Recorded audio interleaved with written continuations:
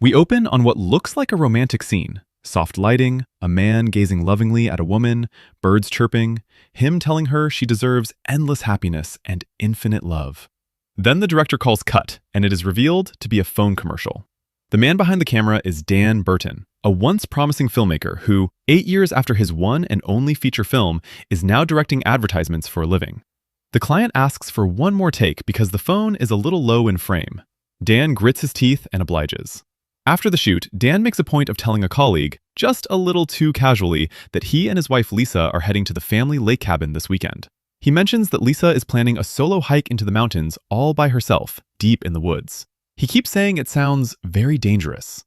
Then he gets in his car. He has duct tape, rope, and a hacksaw with him. He calls someone and tells them the plan is on, that they will see each other tomorrow at noon. He says not to take the boat out afterward. Not yet. Before picking up Lisa, Dan stops at a nursing home to visit his father, Michael Burton, a grumpy Army veteran who has nothing kind to say about anyone, least of all his son. Dan mentions Lisa's planned hike into the mountains. Michael does not offer much comfort. On the TV in the background, a news ticker scrolls past, reporting that 2 convicted killers have escaped from a local prison and a female guard is missing. Nobody pays much attention. Michael delivers his assessment of Dan's entire generation. Soft. Men aren't born, they're forged in pain and suffering and battle. Michael yells at the nurse Kevin, who was apparently trying to poison him with a blueberry yogurt. He concludes the visit by looking his son in the eye and saying, with complete sincerity, "Dan, I wish a war upon you." Dan leaves. Dan goes home and hides his supplies in the trunk. He meets Rachel, a friend of Lisa's, who greets him with, "Happy hunting." He has no idea what she means. Lisa comes out with their luggage, greets him with immediate irritation because he has parked too close to the bushes again, and they drive off. Within minutes, the sniping begins. Lisa is reading through a script for a role in a film. She mentions the director is a theater director. Dan takes this as a dig at him. She clarifies she was insulting the theater director, but then gently points out that Dan does not actually direct films anymore. He directed one 8 years ago. Now he directs phone commercials. Dan fires back that those commercials paid off their visa bill. Lisa counters that it was his debt in the first place. He says he ran it up supporting her acting career. She says he never even gave her a role in his movie. The argument spirals and then stops, and starts again, in the beautifully ugly rhythm of a marriage that has been grinding itself down for years. They tell each other to stop. They both keep going. They arrive at the cabin, a gorgeous lake house deep in the woods, and Lisa immediately announces it is wine o'clock, which is her way of beginning to relax. Dan tidies up and starts cooking. There is a minor squabble about garlic. He has made a special steak, ordered peppercorns 2 weeks in advance from Ohio. He tells Lisa it is her favorite. She tells him steak is not her favorite. He asks what is. She says ceviche, from a good Peruvian place. A tiny muscle twitches in Dan's face. He very casually asks about that guy from her acting class. What is his name? Dario. Is he not from Peru? Lisa says she does not see the connection. After dinner, they play Scrabble, which goes about as well as could be expected. Lisa is furious about his use of the word Zek. She goes to bed rather than deal with it. Dan sits alone at the table, stewing. Morning comes. Dan is seen loading a bag with rocks. He goes to the dock and loads the bag into the boat tied up there. Then he comes back inside and retrieves a cloth soaked with chloroform from his bag of supplies. Lisa is in the living room reading her script, facing towards the window. Dan creeps up behind her, cloth at the ready. He is close. So close. And then Lisa spins around and tasers him directly in the chest. Dan convulses, crashes to the floor. When he wakes, he is duct taped to a kitchen chair and wets himself. Lisa is sitting across from him, calm as ever, sipping tea. In front of her on the table, his rope, his tape, his hacksaw, and a question.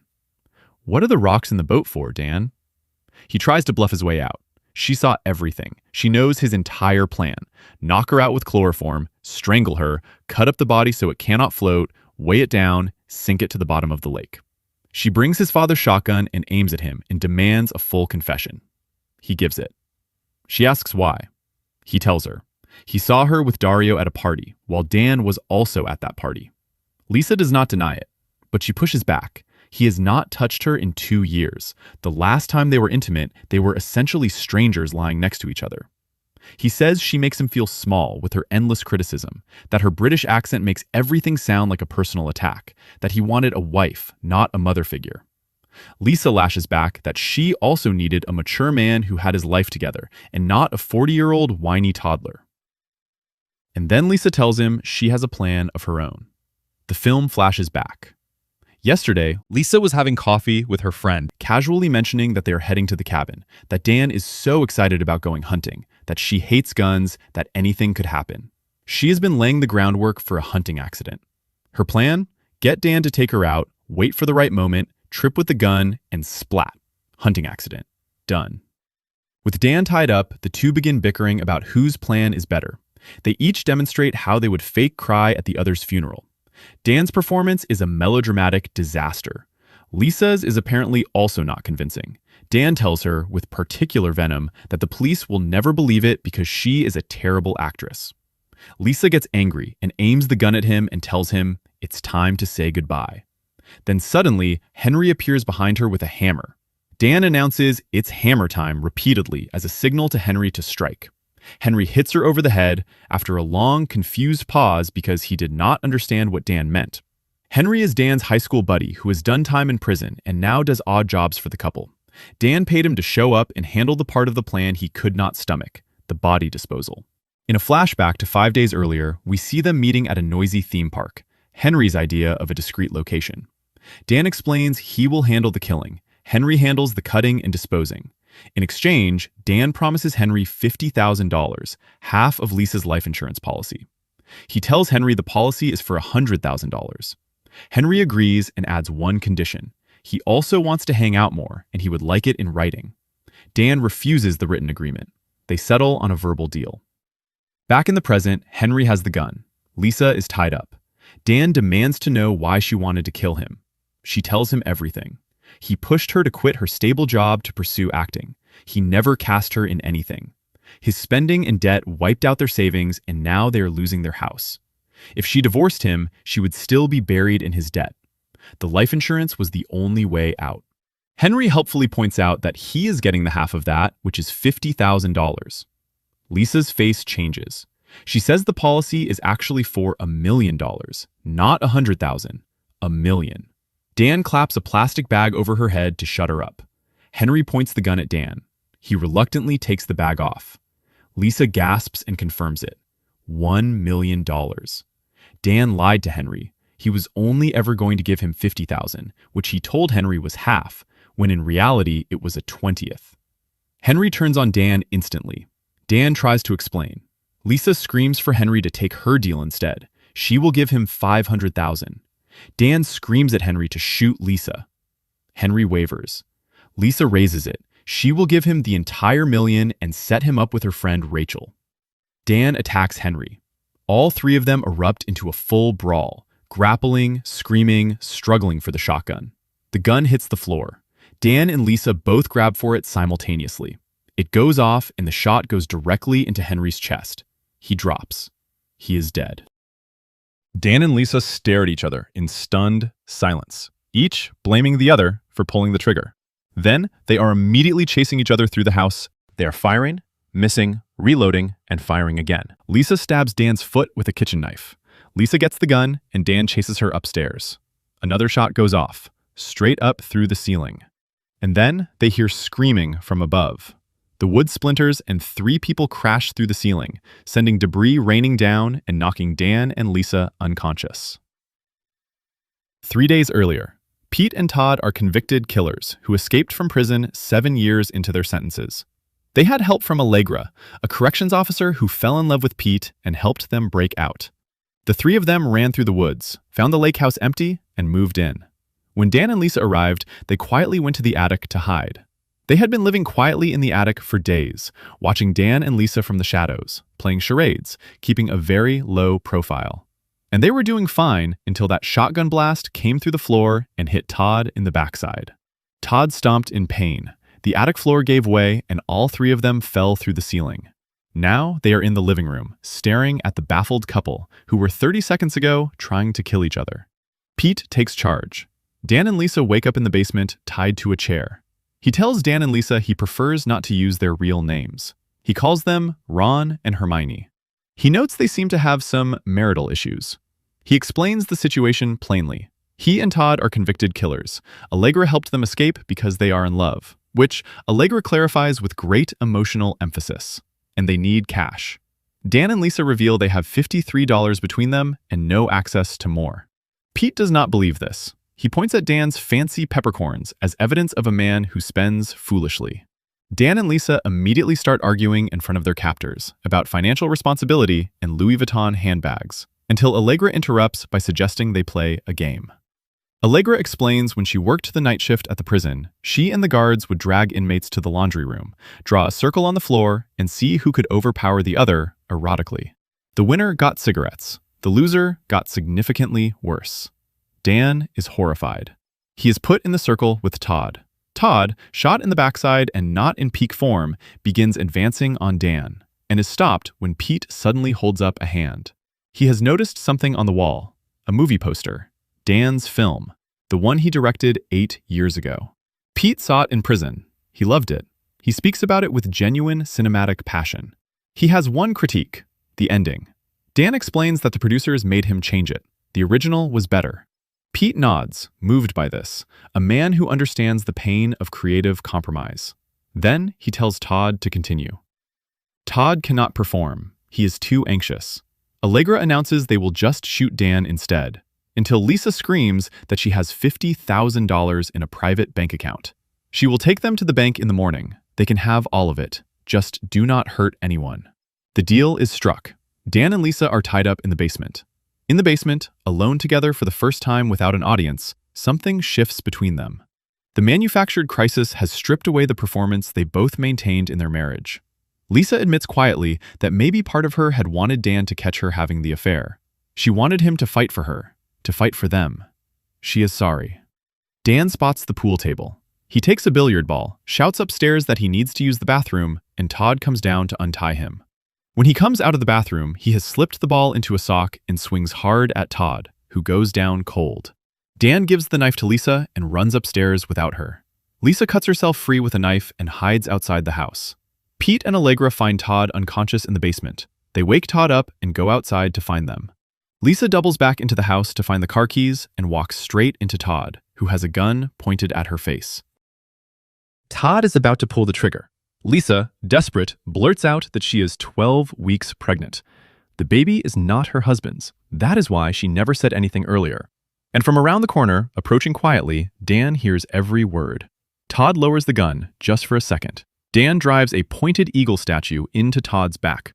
Todd loses his gun, which goes off and alerts Pete and Allegra outside. Todd does not go down. He throws Dan on the floor. Dan and Todd wrestle for the gun. Lisa bites Todd hard on the ear. Todd kicks Lisa and concentrates on Dan, choking him unconscious. He turns to Lisa and starts strangling her. Dan wakes up and goes for the gun. He slips. Todd refocuses on Dan, choking him even harder.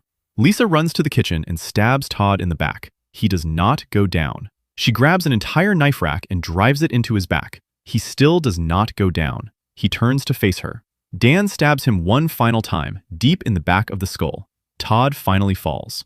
Pete and Allegra reach the house. Dan and Lisa hide in a wardrobe. In the dark and the silence, Dan confesses. When their marriage started falling apart, he got scared. He felt like a failure. Instead of fighting for them, he gave up. He apologizes. He tells her he heard about the pregnancy. He knows the baby is not his and he does not care. He is actually excited. Lisa looks at him and tells him she is not pregnant. She made it up on the spot to stall Todd. Dan stares at her for a moment and then, with complete sincerity, tells her that was the best acting he has ever seen. Before she can respond, Pete finds them. Dan throws himself at Pete. Lisa runs outside. Lisa and Allegra tumble out onto the front lawn. Allegra is about to shoot Lisa when Dan comes to the rescue and shoves Allegra off. Pete jumps from the first floor window onto Dan and Lisa. He beats Dan while Allegra points the gun at him. Lisa finds a garden rake and lodges it into Pete's ribs. Lisa backs away in fear and is cornered by Todd, who has trouble remembering his own name. Pete breaks the garden rake and drives the sharp end into Dan's hand, severing 2 of his fingers. He then shoves Dan's face into a running lawnmower. Pete is about to end it when a car comes barreling around the corner of the driveway and drives straight into Pete, knocking him flat. The driver's door opens. Out steps Michael Burton, Dan's father. In a flashback, a neighbor named Carl drove past the cabin, noticed a broken window and a flower pot on the lawn, and called Michael at the nursing home. Michael choked the nurse Kevin, took his car keys, filled up the tank, and drove through the night to his son's lake house. He arrived with the energy of a man who spent his whole life wishing for a good war and just found one. Allegra tends to Pete. Michael grabs the gun. Todd warns him to back off. Michael raises the shotgun and blows Todd's head clean off. He turns toward Pete. Allegra drives a knife through Michael's back. Michael gets off a return shot that obliterates her foot. Pete taunts the old man, who bites his nose in response. Michael, bleeding and stabbed, tells Dan to take the car and run. Then Pete pushes Michael into the running lawnmower. Dan and Lisa get in the car and drive. Pete shoots at them. They crash into a tree at the edge of the property. Both of them are battered, bloodied, barely functional. Dan tells Lisa to get to the boat. He has one more thing to deal with. He finds Allegra tending to her wound. He breaks her wounded leg. She drops into a tearful monologue. She was brainwashed, manipulated. She never saw Dan and Lisa as human beings. She begs for mercy. Dan raises his gun. She drops the act entirely, squares up, and dares him to shoot a cop. He shoots her in the face. Down at the dock, Lisa is starting the boat's engine when Pete grabs her. He takes the wheel and drives them out onto the lake. Dan, refusing to let it end this way, grabs the rope attached to the back of the boat and hangs on, dragged through the water, clawing his way back aboard. He pulls himself onto the deck, soaking wet and missing 2 fingers, and tells Pete to get away from his wife. Then he vomits. Pete nearly strangles Dan to death, but Lisa gets her hands on the bag of rocks, the same bag Dan packed to sink her body with at the beginning of all this, and they tie it around Pete's neck and throw him overboard. He fights it, but the rocks pull him under. He drowns. The last of the rope wraps around Dan's ankle and starts dragging him over the side. Lisa grabs him. Dan tells her it is okay. She can let him go. She refuses. She hauls him back. Finally, they are both safe, lying on the bottom of the boat, breathless, broken, and alive. Lisa finds Dan's severed fingers and brings them to him in a plastic bag. His wedding ring is also there. Dan apologizes for trying to kill her. Lisa apologizes for trying to kill him. They acknowledge they still have enormous, deeply unresolved problems. They are broke. They're going to lose everything. And yet, they decide together to deal with it. Dan asks how. Lisa says she has an idea. Police and paramedics arrive, and the two tell their story. Cut to television news coverage. Dan and Lisa Burton, miraculous survivors of a cabin attack, celebrated as heroes who took down 3 violent escaped criminals. Their story goes national. Then we see them on Watch What Happens Live with Andy Cohen, who tells them he has heard Hollywood is making their story into a movie. Dan and Lisa confirm it. And then we see Dan actually directing again, on a real set, the movie version of everything that happened to them. Except the movie version is a completely over-the-top martial arts action comedy with Kumail Nanjiani playing Dan and Lisa playing herself. As the film wraps, the producer asks for one more take. Dan, finally a man who knows his own worth, says no. The shot is perfect. The cameras stop rolling. Dan and Lisa look at each other and share a quiet kiss. Over Your Dead Body is a remake of the 2021 Norwegian film The Trip, and for once, the remake earns its existence. Jorma Taccone commits to escalating absurdity that never stops being funny and occasionally gets genuinely tense. That balance is harder to hold than it looks. Segel plays Dan's self-pity with real precision, pathetic in ways that are specific and recognizable. Weaving is a force. Olyphant as Pete is the best thing in the film, a violent escaped criminal who is also a passionate cinephile, and he plays both completely straight. Guilfoyle steals his entire sequence in 4 minutes. The flashback structure costs momentum at points where the film should be pressing forward, noticeable but not fatal. What it gets absolutely right is the ending. The fake pregnancy and Dan's response to it is quietly brilliant inside a film that is loudly ridiculous. That combination is very difficult to pull off. They pull it off. Overall, I would give it a rating of 8 out of 10. A remake that earns its existence, a marriage comedy with real teeth, and the most fun Timothy Olyphant has looked on screen in years. That's Over Your Dead Body. If this is your kind of content, like, subscribe, and join me, one story at a time. See you on the next one.